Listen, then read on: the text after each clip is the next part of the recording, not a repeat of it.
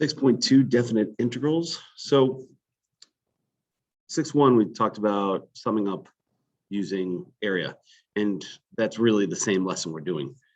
We are adding up areas and then taking the x value of those areas, making them increasingly smaller and smaller, that we get a perfect area. So this is, sounds like we're taking a limit, and yeah, exactly. Calculus, limits, things like that.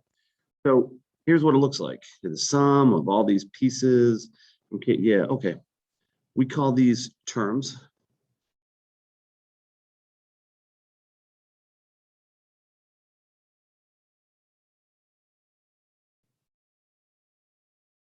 All right, and this is a sequence. You look for a pattern, off you go. Well, we don't have to do any of that in calculus. We are building this up to what is actually happening when we take the area. It's called an integral, and it is a definite integral because we are actually getting area under a curve, not just some random antiderivative thing. These areas are called Riemann sums. The LRAM, MRAM, and RRAM we did were all Riemann sums because we built them properly, right? So let's go with a left Riemann sum, and it just goes down until it hits. And we keep a constant x value, and we just go. This one would actually be 0.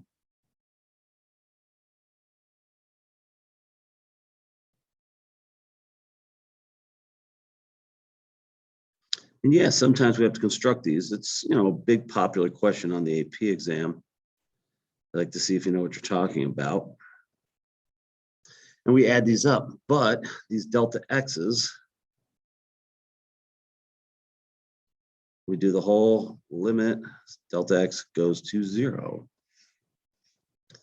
And we would say of this function equals the area under the curve. Now, just like with derivatives, we've got a lot of little nitty-gritty stuff we have to sort out, because conceptually this is easy, and doing an antiderivative is very easy once you've practiced it. So the math is easy, and then you let your calculator do a lot of the dirty work. There is every third or fourth year a question about Riemann sums on the AP exam. I gloss over this because it is so infrequent, and because even though I know what I'm talking about, I still struggle horribly with these questions. So here's the definition. Closed interval, partition, break that AB up into chunks. Let the numbers C of k, C sub k be chosen in an interval. There exists a number I, so this is the definite area, where we say that gap times the distance up, and we keep making this limit from 1 to n of the partition, the length of each partition go to 0. I don't understand this. Don't worry about it. All right. Doesn't matter how we pick the P's and the CKs, LRAM, RRAM, MRAM. As long as the F is integral, then we'll say I is the definite integral. So that's the big piece that we're getting at. And I will tie all this together when you're feeling like you're confused. Don't worry about. So every continuous function is integrable. Okay. If it's continuous on AB, the definite integral over AB exists. Just have a parentheses there. All right. Not differentiable, continuous.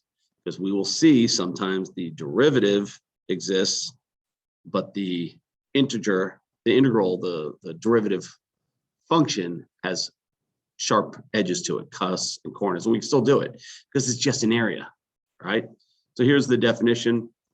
Limit as n goes to infinity, k of 1 to n, as these gaps get smaller and smaller. And this is the definition that's used to solve those 1 every 3 or 4 exams.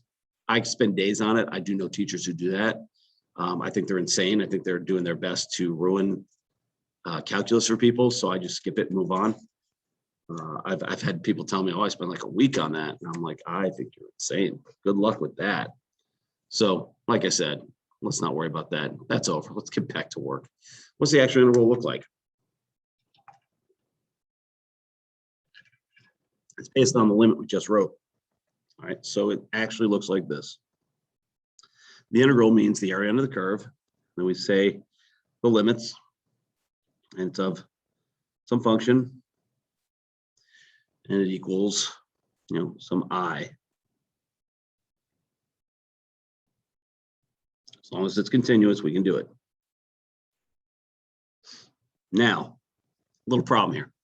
We said area under the curve, but if it's above the axis, x-axis, it's positive. If it's below, it's negative. So people hear area and say, oh, area is always positive, like speed is always positive. Yeah, we're getting there. So this is what this becomes. The sum becomes the integral, function stays put, the delta x becomes a dx. All right, how do the a and b come together? Well, that's what this is all about back here. The delta x is b minus a over n. I've seen this used to solve problems, but it just puts people to sleep. I can't do it. And we got enough problems coming over. So interval -1 3 is partitioned. Here's a classic, but this one's pretty straightforward. Let MK denote that, yeah, I don't know what any of this means. I'm not going to lie and be like, oh, it's obvious to me. I have no idea. They tell me the interval is -1 to 3. It's got all this nonsense in there. So the function is 3x squared minus 2x plus 5 dx. Haven't done any math, just rewriting it. What do you frickin' do? Okay. That's it. I don't ever see problems like this on the AP, and I give maybe one on a quiz, and that's it. I want you to do the actual math. So in the previous lesson, we defined the area under the curve as the definite integral. So if the function is non-negative, so notice we get into that, right? We'll talk about that, and I'll give you examples and show you how that works. And I can take an integral over a closed interval a to b. Area under the curve is defined area as the integral, right? Area can be negative. What? When taking integrals. One of the few places all of this breaks down a little bit with the area and the calculus trying to come together. So evaluate the integral by using your knowledge of circles. So back to, well, I'm not sure what's going on. How about we just graph it? Yeah, that's a good idea. But in this case, y equals, the function equals square root of 4 minus x squared. Y squared equals 4 minus x squared. I just squared both sides. X squared plus y squared equals 4. Now we have to be careful. This is actually the top half of the circle. So it looks like this. Because when we square things on both sides, we can cause problems. So it's, what is this area?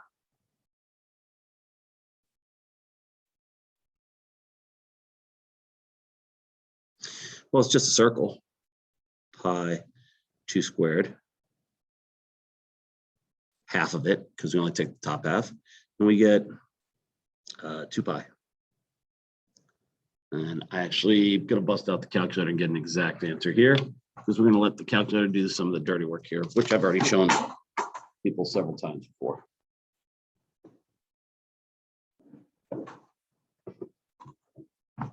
As I drop things all over my classroom.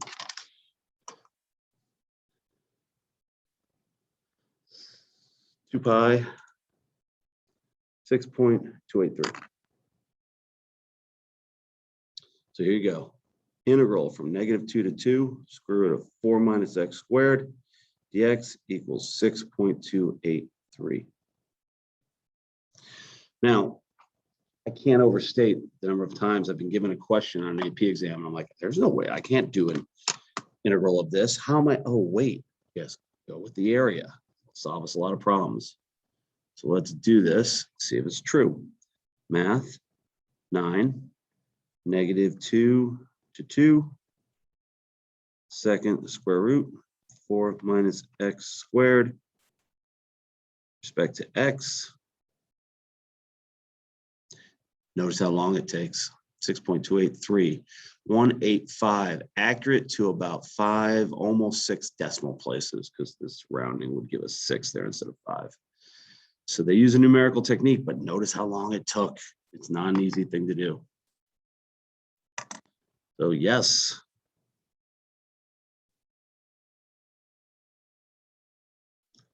call it NINT. Very rare to use your derivative button on the calculator. Extremely common to use your integral button on the calculator. All right, let's see what we got here. If we work below the x-axis, derivative will come out negative. Yeah, I'll prove that in a minute. So we only want positive area. We have to watch out for the graph goes over the x-axis. For example,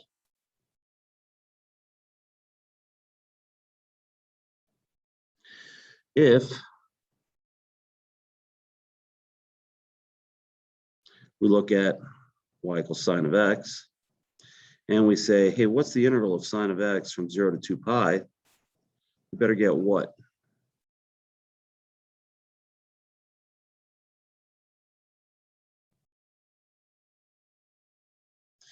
If you've been paying attention, this is positive area, this is negative area. They're going to cancel each other out. We're going to get 0. So let's prove what's going on here. Math 9, 0, 2 pi sine of x with respect to x. Notice how quickly it did that one. I find that fascinating.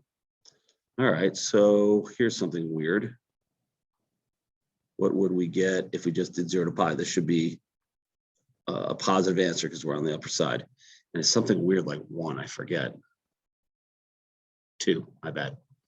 This area is 2 right here. Really? Huh. Then this area here has to be -2.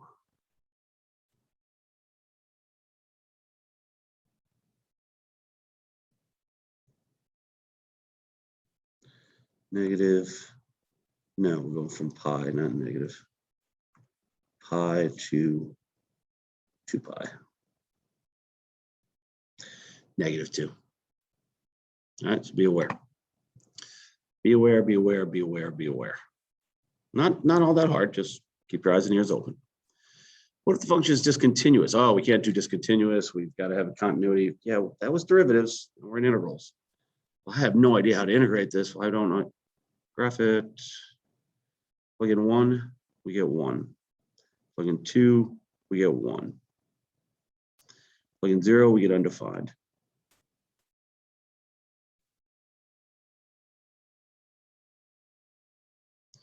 Plug in -1, we get -1.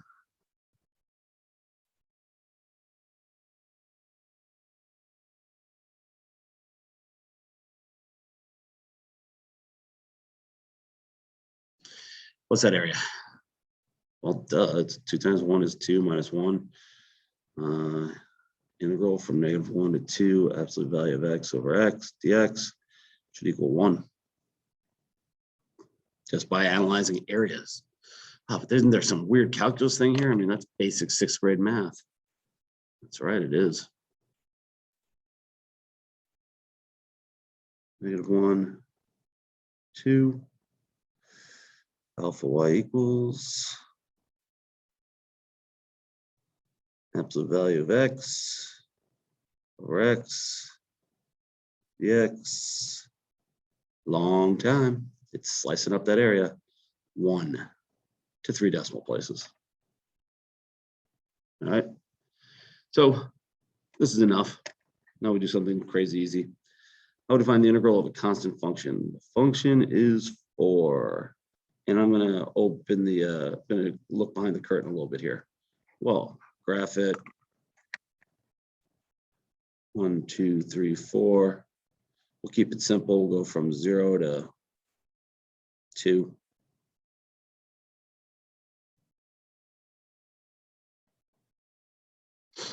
All right.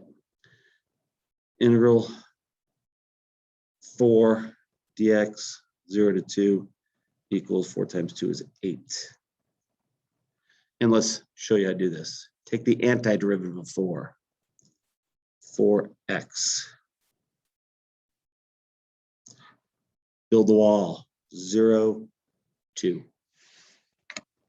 What just happened, you're saying? Well, that's how you do an integral. It's an antiderivative. Prove it, Mr. T. I don't believe you. That's 4x is the antiderivative. What's the derivative of 4x? 4. Well, what's with this wall? Well, I'm showing you. Then you would go 4 times the top minus 4 times the bottom. You get 8. That is how we're going to take the vast majority of our definite integrals. We're going to find the antiderivative and we're going to plug in the values. It's just how we do the problem. A lot of people get freaked by that. Well, I don't understand. There's nothing to understand. Antiderivative, plug in the top number minus, plug in the bottom number, get the value, done. All right, I wasn't going to do this, but you're really forcing me to. Fine.